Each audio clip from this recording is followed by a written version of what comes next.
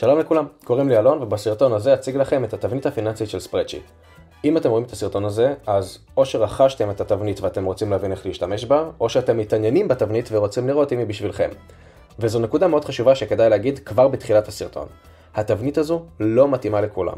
היא לא מושכת את המידע שלכם מהבנק וכרטיסי האשראי בצורה אוטומטית, והיא דורשת מכם להיות אקטיביים במידה מסוימת בשביל לקבל תובנות משנות חיים. הרבה אנשים משתמשים בגיליונות נתונים כמו אקסל וגוגל שיטס בשביל לעקוב בצורה עצמאית אחרי הפיננסים שלהם. אבל אני רציתי לקחת את זה צעד אחד קדימה וליצור את התבנית המקיפה והמתקדמת ביותר לניהול פיננסי אישי.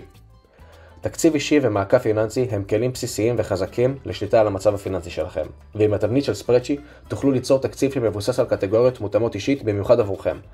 התבנית תאפשר לכם לעקוב אחרי ההוצאות, ההכנסות, החסכונות וההשקעות שלכם בהתאם לקטגוריות שהגדרתם, ובסופו של דבר תייצר בצורה אוטומטית דשבורדים עשירים במידע שתוכלו להפיק מהם תובנות איכותיות על המצב הכלכלי שלכם, להבין מאיפה הכסף שלכם מגיע ולאן הוא באמת הולך.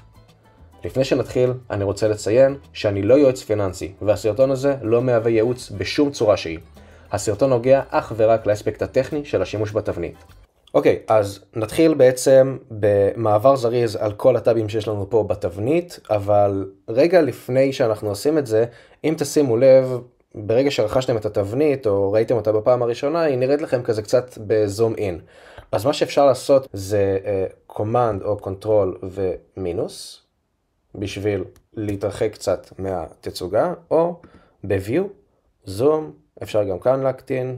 דבר נוסף שכנראה שמתם לב אליו, זה שיש לנו פה איזושהי הזהרה, מה שאומר שבעצם משהו בתבנית מנסה לשלוח מידע החוצה או לקבל מידע פנימה. אז בעצם מה שקורה זה שבתיק ההשקעות אנחנו בעצם מנסים למשוך מידע ממקורות חיצוניים בשביל להציג בזמן אמת את הערך של תיק ההשקעות שלנו. יש נוסחה מאחורי הקלעים שפונה לאתר דה מרקר עם המספר של המניה ומושכת את השווי הנוכחי שלה. ולכן בשביל שאנחנו נוכל באמת לראות את השווי הנוכחי, אנחנו נצטרך לאשר בעצם לתבנית לגשת לדה מרקר ולמשוך את המידע, וברגע שאנחנו עושים את זה אנחנו רואים שקיבלנו את השווי הנוכחי בזמן אמת, וזה טוב לנו. מעבר לזה, אנשים פשוט שאלו לגבי הבטחת מידע. התבנית לא מוציאה מידע שלכם החוצה, לי או לאף אחד אחר אין גישה לתבנית שלכם, לעותק שלכם, רק לכם. זה ככה אמור להישאר. אז נתחיל בטאב הראשון, הטאב של התקציב. הטאב של התקציב בעצם מאפשר לנו לתכנן תקציב קדימה בחתך חודשי, לכמה שנים קדימה שאנחנו רוצים. אנחנו מתמקדים פה בעצם בהכנסות, הוצאות וחיסכון והשקעה, ועובדים בשיטה שלכל שקל יש תפקיד. אנחנו ניגע בזה עוד בהמשך. הטאב הבא הוא מעקב הוצאות הכנסות. בטאב הזה אנחנו נתעד בכל יום, בכל שבוע, בכל חודש, את ההוצאות וההכנסות שלנו והחסכונות וההשקעות שלנו. בעצם מה שאנחנו נכתוב פה זה יהיה בהלימה עם מה שכתבנו בתקציב, וכל הנוסחאות והגרפים בעצם מתייחסים לשני מאגרי המידע הללו. הדבר הבא שאנחנו נכניס לתוך התבנית יהיה בטאב תיק ההשקעות. בטאב תיק ההשקעות אנחנו בעצם ממלאים כל מיני פעולות של קנייה ומחירה שעשינו בתיק ההשקעות שלנו. בנוסף אנחנו יכולים לראות פה בזמן אמת את מצב התיק שלנו. אני אומר מצב אמת כי המידע פה ממש מתעדכן בלייב. אנחנו מושכים את הנתונים האלה מגוגל פייננס ומדה מרקר. הטאב האחרון שבו אנחנו ממש ממלאים מידע זה טאב מעקב שווי נקי. בטאב הזה אנחנו בעצם מתעדים את כל הנכסים שלנו ואת כל ההתחייבויות שלנו, ופה אנחנו רואים מה שווי הנכסים הנזילים שלנו ומה שווי הנקי שלנו, שזה בעצם סך הנכסים פחות סך ההתחייבויות. בטאב ההגדרות אנחנו בעצם יכולים לשנות חלק מההגדרות בשביל להתאים את התבנית לצרכים האישיים שלנו, ואז נשאר לנו הדשבורדים. יש לנו כמה דשבורדים, נתחיל עם הדשבורד הראשון. הדשבורד הראשון זה הדשבורד הכללי שלנו. פה אנחנו יכולים לראות מידע כללי על גם הכנסות, גם הוצאות, גם חסכונות והשקעות.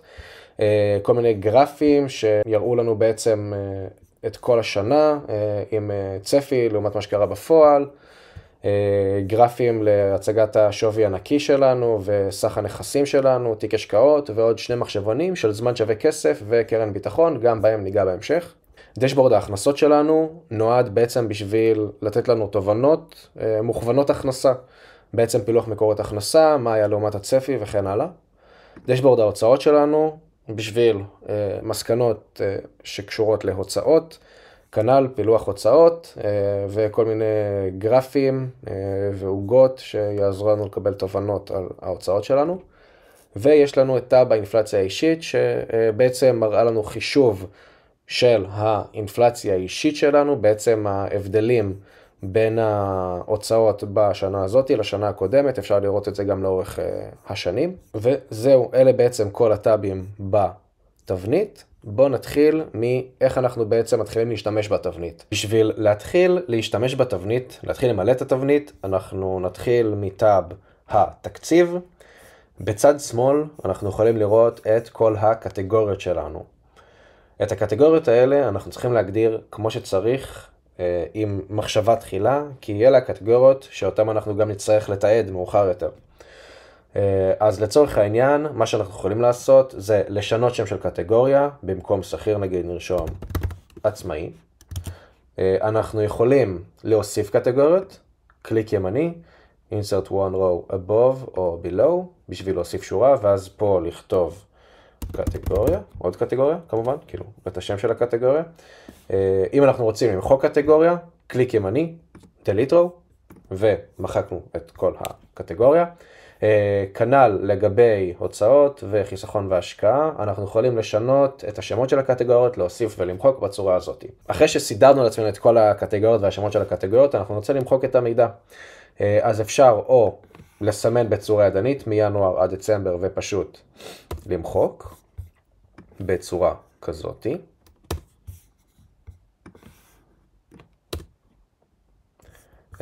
ובואו לצורך העניין ממש נמלא את התבנית הזאת, את התקציב לאיזושהי דוגמה. אז בואו נגיד שכשכיר אנחנו מרוויחים 8,000 שקלים בחודש. אין לנו איזושהי תוכנית לקבל עוד כסף בינואר, אבל אם יש לנו יום הולדת בינואר, אז נגיד נקבל מתנות בשווי 1,000 שקל. כמו שאתם יכולים לראות, אני רואה פה בנשאר להקצות מחושב אוטומטית, זה בעצם כמה כסף נשאר לי להקצות להוצאות ולחיסכון והשקעה. אז בואו נתחיל עכשיו, לצורך העניין, למלא את ההוצאות של ינואר.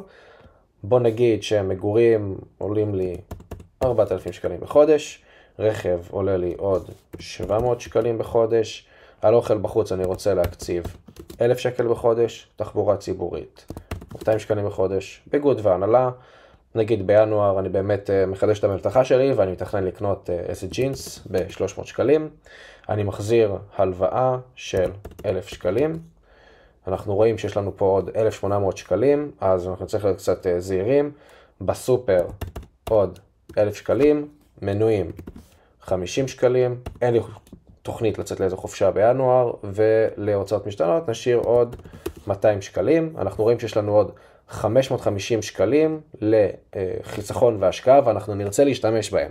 אז לצורך העניין, לפיקדון בנקאי אנחנו עושים 100 שקלים, לקרן הביטחון אנחנו נשים עוד 100 שקלים, ואת מה שנשאר אנחנו נשקיע 350 שקלים לתיק ההשקעות שלנו. בצורה הזאת אנחנו נשלים את שאר החודשים בשנה. אז לצורך העניין אני באמת מקבל משכורת, ואני יודע שבמאי יש לי איזושהי העלה ל8,500 שקל. אז אני אתעד את זה גם פה.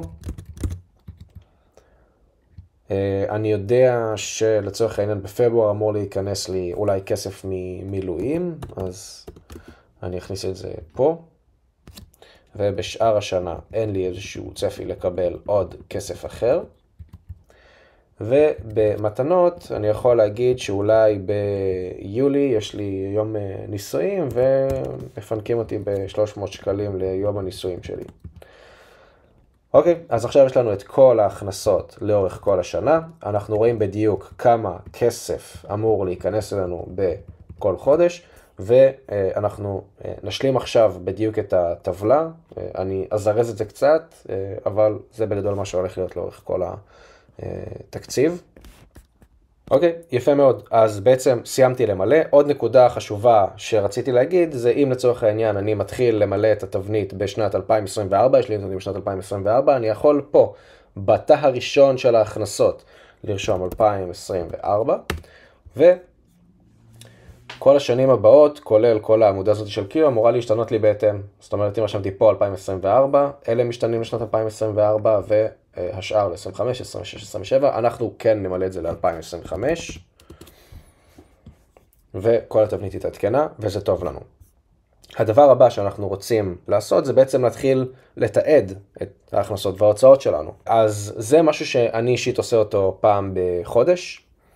אתם יכולים לעשות את זה כל יום, כל שבוע, כמה שבא לכם. אני עושה את זה פעם בחודש, על החודש שעבר. זה לוקח לי ב-10 דקות, רבע שעה. יש כמה דרכים לעשות את זה. הדרך הראשונה היא להכניס ידנית. אתם יכולים לייצא מהאפליקציה של חברת האשראי ומהבנק את כל החודש האחרון לאקסל, ואז פשוט להעתיק ולהדביק את העמודות הרלוונטיות. אם אתם ברייזאפ, גם ברייזאפ אפשר לייצא את התזרים שלכם לאקסל לחודש ספציפי, ופשוט להעתיק את הנתונים. זה לא לוקח המון זמן, זה צעד סופר חשוב. פה אנחנו בעצם מתעדים כל הוצאה והכנסה שלנו, ואנחנו בעצם ממש חיים מחדש את החודש הזה, אז זה סופר חשוב להיות ממש על המספרים, על הנתונים. זה שלב קריטי בתבנית. אז בואו נראה איך אנחנו ממלאים את המעקב הוצאות הכנסות שלנו. אנחנו מתחילים בתאריך, אוקיי? אז זה די פשוט. אנחנו נגיד נתעד עוד משהו בראשון, לראשון 2025, ואנחנו רוצים לתעד הוצאה של מגורים, ואני רוצה להגיד שבמגורים יש לי גם אולי ארנונה. עכשיו שימו לב שלא רשמתי פה ארנונה לפני. אוקיי, ארנונה זה תת קטגוריה חדשה שאני מוסיף, והיא עולה לי נגיד 200 שקלים בחודש. שם פה ארנונה, דירה, מגורים. אפשר פה ליישר שיהיה לנו נאי בעין. אוקיי, אז כשאני בעצם מגדיר תת קטגוריה, זה סוג של טקסט חופשי שאני יכול להזין אותו, לכל אחת מהקטגוריות שיש לי. לקטגוריה יכולות להיות כמה תתי קטגוריות, בסדר? אז כמו שאמרנו, מגורים יש לי שכירות, ומגורים גם יש לי ארנונה. עכשיו, פעם הבאה שאני ארצה נגיד למלא תת קטגוריה, אני אראה פה גם את הארנונה, גם את המגורים. אני יכול לראות פה בעצם את כל התת קטגוריות שכבר השתמשתי בהן. ולמה זה טוב לנו? לצורך העניין, אם יש לי גם הוצאה של רכב לביטוח, אז אני רוצה לראות כמה ביטוח אני משלם על רכב, אבל אם יש לי קטגוריה שנקראת בריאות, אני רוצה לראות, ואני משלם ביטוח בריאות, אני רוצה לראות סך הכל כמה אני משלם על ביטוחים. אז אני רוצה לראות גם את הביטוחים של הרכב וגם את הביטוחים של הבריאות, וכל זה אני יכול לראות לפי סינות של תת קטגוריה. אז זאת היא דוגמה אחת, וזה למה אנחנו רוצים גם תת קטגוריה. יפה, את הסכום אנחנו נרשום בערך מוחלט. זאת אומרת, גם אם זו הוצאה, אנחנו לא נרשום מינוס 3,000 או מינוס 300, פשוט נרשום 3,300. פרטים זה חופשי, כל פרט שאתם חושבים שיעזור לכם להבין יותר טוב את טיב הפעולה. זה יכול להיות אם אתם יוצאים עם חברים, ונגיד יש לכם כמה קבוצות של חברים, אז עם איזה קבוצה אתם יוצאים יותר, זה חלק מהפרטים, אתם יכולים לרשום פה את השם של הקבוצה. אז אני רשמתי פה לצורך העניין, קניתי איזשהו רהיט, אני רוצה לרשום שזה שולחן הסלון. לא הייתי עושה תת קטגוריה של שולחן, אבל יש לי הוצאות משתנות, הן ריהוט, אז אני רוצה לדעת מה בדיוק קניתי. זה יעזור לנו אחרי זה להבין יותר טוב את ההוצאות שלנו. תאריך אפקטיבי זה בעצם ערך שכל הנוסחאות בתבנית מתייחסות אליו, והוא נועד בשביל לעזור לנו לכוון יותר טוב את כל ההוצאות וההכנסות שאנחנו מתעדים. מה זה אומר? אם עכשיו אני נגיד מקבל משכורת בסוף החודש, נגיד ב-26 לראשון 2025. בוא נתעד פה הכנסה כשכירות, כשכיר, ואנחנו נוצר שם פה משכורת של 8,000 שקלים, אבל אנחנו לא רוצים שזה יהיה בינואר, אנחנו רוצים לשייך את זה לחודש הבא. אז יש לנו שתי אופציות, או לרשום את זה ידנית, פברואר 2025, כמו שאתם רואים, ואז בעצם כל הנוסחאות בתבנית התייחסו להכנסה הזאת כפברואר 2025. הדבר הבא זה בעצם יש פה נוסחה, אבל אנחנו אולי לא נרצה לדרוס אותה, אז אנחנו יכולים בהגדרות להגדיר שכל הכנסות אחרי ה-25 לחודש יעברו אוטומטית לחודש הבא. אם עכשיו נלך למעקב הוצאות הכנסות, נראה שזה פה בפברואר 25, כי זה הכנסה שהיא אחרי 25 לחודש. פה למעלה אנחנו יכולים לראות קצת סטטיסטיקות על המעקב שלנו. הדבר הזה נועד בעיקר בשביל לשמור על מוטיבציה, שאנחנו נמשיך ונתעד לאורך זמן ולא נשבור את הרצף. אז אנחנו רואים כמה זמן אנחנו כבר מתעדים, כמה הכנסות, הוצאות וחסכונות אנחנו תיעדנו, כמה רשומות. שוב, זה בגדול, הרעיון זה שאנחנו נתעד לאורך זמן. אז הדבר הבא שאנחנו רוצים לתעד זה את תיק ההשקעות שלנו. בתיק ההשקעות שלנו אנחנו יכולים לתעד פה נגיד פעולות של קנייה ומחירה. לצורך העניין, בראשון לראשון 2025, אנחנו קנינו את מניית טסלה בשווי, לא יודע, 300 בדולרים, וקנינו לצורך העניין מניה אחת של טסלה. אז שימו לב, הערך פה יתעדכן, אם הצלחתם לשים לב, אם לא, אז בואו עכשיו נשנה את זה לצורך העניין ל-0. אתם רואים פה עכשיו זה 332, נשנה את זה ל-1, 330. הדבר הזה מתעדכן בלייב, אז ככה אנחנו בעצם מתעדים פעולת קנייה. אבל מה קורה כשאנחנו רוצים לתעד פעולת מחירה? אם אנחנו ורובנו כנראה משתמשים בבית השקעות ישראלי בשביל להשקיע את הכסף שלנו, אנחנו בעצם קונים ומוכרים לפי שיטת FIFO, בעצם first in first out. המניה הראשונה שקנינו היא גם המניה הראשונה שאנחנו נמכור. אז אם עכשיו אני רוצה למכור את מניית טסלה, אני אמכור מניות מההתחלה. ואם לצורך העניין אני רוצה למכור מניה אחת, אז במקום 4 אני רושם פה 3. זאת אומרת, לקחתי את הפעם הראשונה שקניתי טסלה, קניתי 4 מניות, ונשאר לי 3 אחרי שמכרתי. גם פה אפשר לראות שהכל מתעדכן.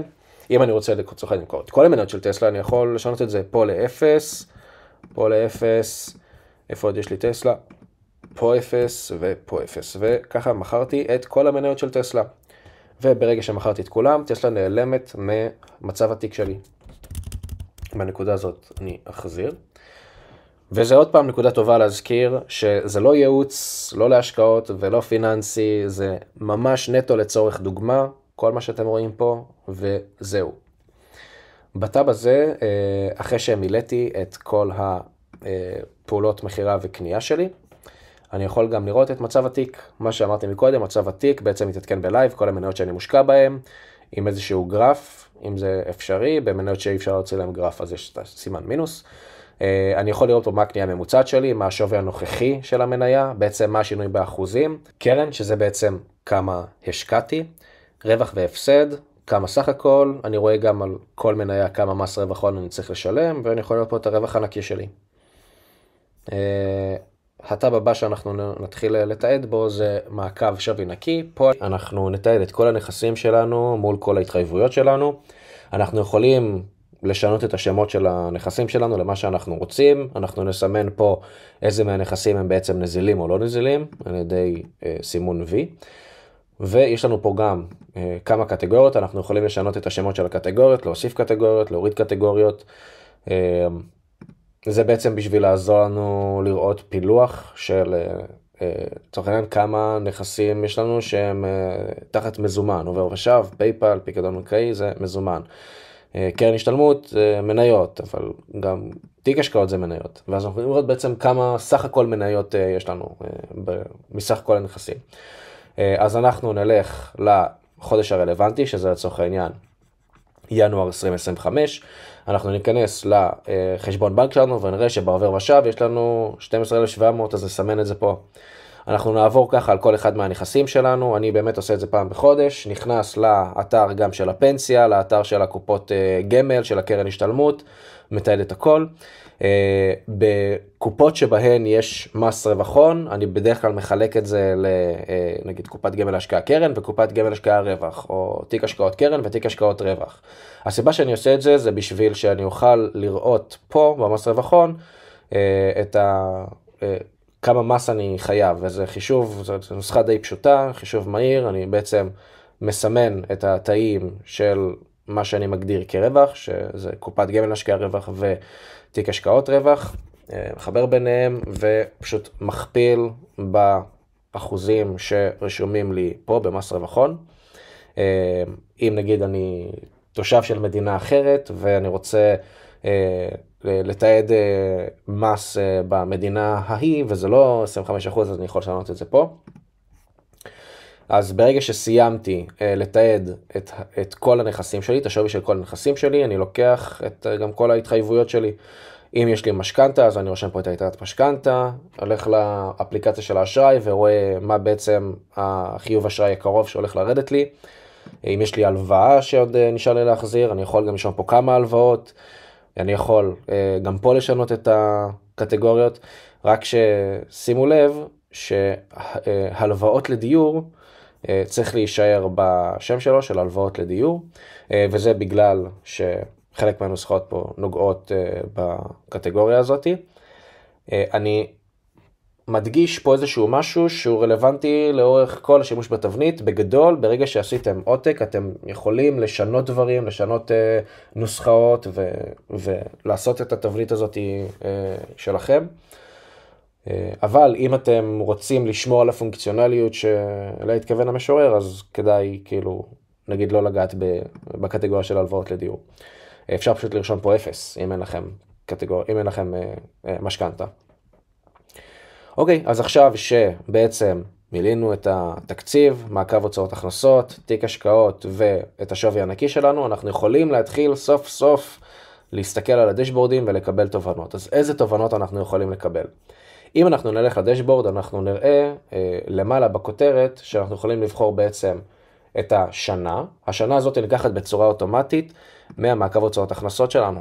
כל רגע שאנחנו ממלאים פה פעולה משנה מסוימת, היא בעצם מצטרפת לרשימת שנים שראינו מקודם בדשבורד, ולכן אם הייתי מתעד פה פעולות משנת 2024, הייתי יכול לראות פה גם את 2024 כאופציה.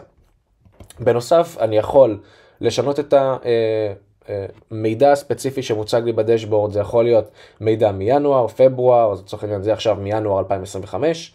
אני יכול לראות את זה ב-view של ממוצע לחודש, אני יכול לראות את זה ב-view של חציון וסכימה שנתית. אנחנו כרגע נשאר פה על ינואר. אז אני יכול לראות את פילוח מקורות ההכנסה שלי, אני יכול לראות בדיוק מאיפה אני מקבל, זה גם מסודר לפי מהגדול לקטן. אז אני רואה שבאמת בינואר 2025 נכנסו לי 8,000 שקלים. אבל אני רואה פה בקטן מינוס 13% באדום. למה מינוס 13%? כי הצפי שלי היה לקבל 9,200, ובפועל קיבלתי 8,000. איפה הפער? אני יכול לראות שהפער הוא פה. ציפיתי לקבל 200 שקלים ממשהו, וציפיתי לקבל 1,000 שקל מתנות, אבל לא קיבלתי. ולכן 13% מתחת לצפי שלי. בפילוח ההוצאות אני יכול לראות פה בדיוק שההוצאה הגדולה ביותר שלי היא מגורים. אם אני עומד עליה אני גם יכול לראות שזה 3,200, אני גם יכול לראות את זה פה למטה. גם כאן זה מסודר מהגדול לקטן. אני יכול לראות שבהוצאות יש לי מינוס 16% בירוק. זה בגלל שציפיתי להוציא 6,000 שקל ובפועל הוצאתי 5,000 שקל. אז בעצם מתוך כל ההוצאות שלי הוצאתי 83% מהצפי. וכל ההוצאות שלי מהוות 64% מההכנסה. מה שמשאיר לי כסף לחיסכון והשקעה. שהחיסכון וההשקעה זה סך הכל 38% מההכנסה שלי. ואני רואה פה שזה 0 עגול, זה אומר שבדיוק כמה שצפיתי, ככה גם השקעתי וחסכתי, וזה טוב. נמשיך פה בעמודה הזאת, אנחנו יכולים לראות מסך כל ההכנסות שלנו, כמה זה הוצאות וכמה זה חיסכון והשקעה. אנחנו יכולים לראות שפה אנחנו בעצם במינוס 200. אם אנחנו נבוא ונשנה פה נחזיר לעצמנו קצת כסף, אז אנחנו נראה שבאמת מסך כל ההכנסות שלנו אין בכלל הכנסה פנויה. אנחנו חסכנו בחודש ינואר 38% מסך ההכנסות שלנו, שזה גם נתון מעולה. אנחנו יכולים להסתכל פה על השנה קדימה ולראות את הצפי אל מול מה שקרה בפועל. ספציפית עכשיו בינואר אפשר לראות מה הצפי של החודשים הבאים, וברגע שנתחיל לתעד אנחנו נראה שזה מתמלא פה באדום ובירוק כמו שקרה בינואר. אנחנו יכולים לראות פה גרף של שווי נקי, שווי של נכסים נזילים לפרישה מוקדמת, אז כל המידע פה נלקח בעצם עם הקו שווי נקי, והוא מתעדכן בזמן אמת, ביחד עם השווי של התיק השקעות שלנו. זאת אומרת, מה שקורה בפועל, אני הולך למעקב שווי נקי, אני מוחק את התיק השקעות קרן והרווח, ומושך מהטאב של תיק השקעות את הערך של תיק ההשקעות בזמן אמת, וזה נותן לי פה תמונת מצב בזמן אמת של השווי הנקי שלי, או קרוב מאוד לזמן אמת. אני יכול לראות פה שמאז העדכון האחרון, השווי שלי עלה ב-8.88%, שהם בעצם 23,000 שקל. פה אני יכול לראות בעצם איזושהי עוגה של פיזור הנכסים שלי. אני יכול לראות שהמניות שלי מהוות 23% מסך הנכסים שלי, נדל"ן מהווה 57% מסך הנכסים שלי, ואני יכול גם לראות פה, אם יש לי נגיד מניות, אני יכול לראות שחלקן זה בתיק השקעות, קרן ורווח. אני יכול פה ממש כל אחד מהנכסים שלי בצורה פרטית. פה בדשבורד אנחנו נוכל לראות גם איזשהו view של תיק ההשקעות שלנו. אנחנו לא חייבים להיכנס לטאב של תיק השקעות בשביל לראות מה קורה שם. אז כנ"ל גם את הפילוח של תיק ההשקעות שלנו ומצב תיק ההשקעות שלנו בזמן אמת. ויש לנו פה עוד שני מחשבונים, מחשבון של זמן שווה כסף ומחשבון של קרן ביטחון. במחשבון זמן שווה כסף אנחנו בעצם לוקחים את השווי הנקי שלנו לפרישה, מחלקים אותו בממוצע הוצאות החודשי שלנו, ואנחנו מקבלים כמה שנים קדימה אנחנו יכולים לחיות. במחשבון הזה אנחנו יכולים גם לראות כמה כסף אנחנו צריכים לחסוך בשביל למשוך כמות מסוימת כל חודש. הרעיון פה זה תחת מחקר טריניטי, שבעצם אומר משיכה של 4% מתיק השקעות שמושקע במדדים סולידיים.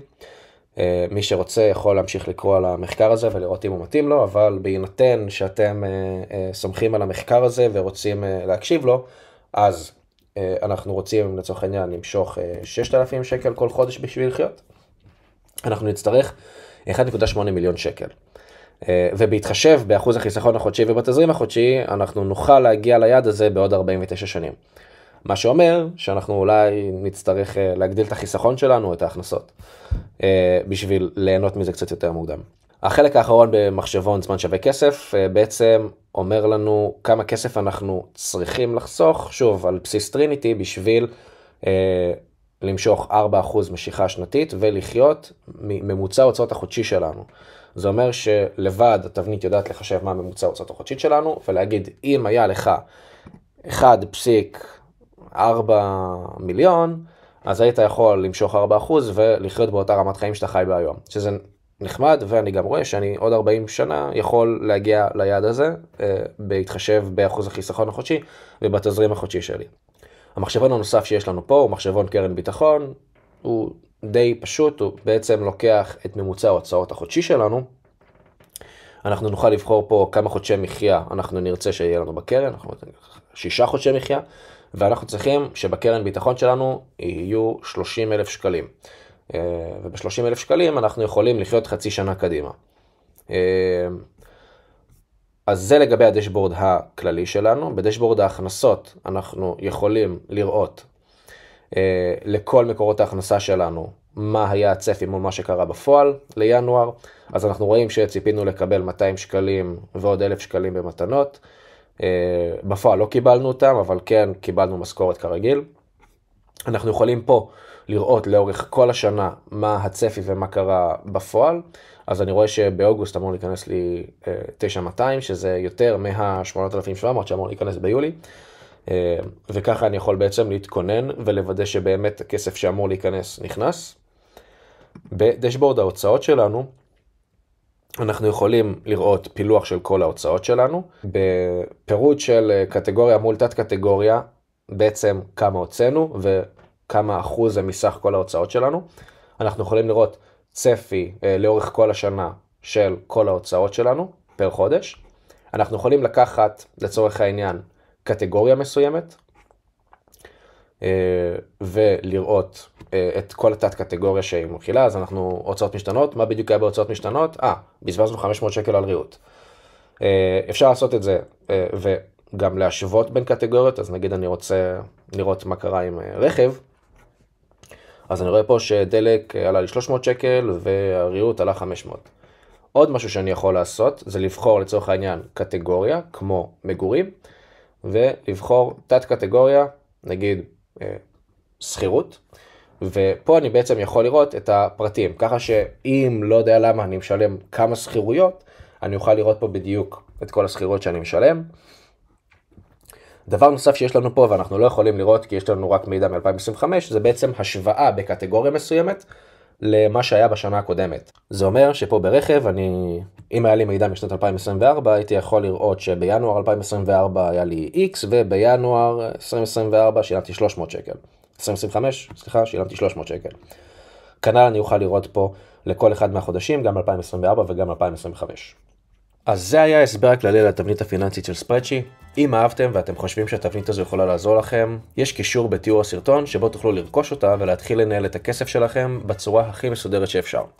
אני בעצמי משתמש בתבנית הזו כבר כמה שנים, ואני יכול להעיד שהתבנית עזרה לי לשנות את כל הדרך שבה אני מתנהל עם הכסף שלי, וכתוצאה מכך להתקדם בצורה יעילה ועקבית לעבר המטרות הכלכליות שלי. תרגישו חופשי לשתף את הסרטון הזה עם חברים ומשפחה, אם אתם חושבים שהם יוכלו להרוויח מזה.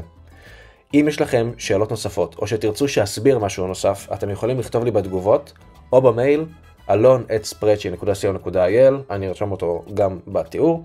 יש גם קבוצה בפייסבוק למשתמשים בתבנית, שבה אפשר גם לשאול שאלות, להציע רעיונות, לקבל טיפים, גם את הקישור לקבוצה אני אשים בתיאור. אני רוצה להודות לכם שצפיתם, ושיהיה לכם המון בהצלחה בניהול הפיננסי שלכם.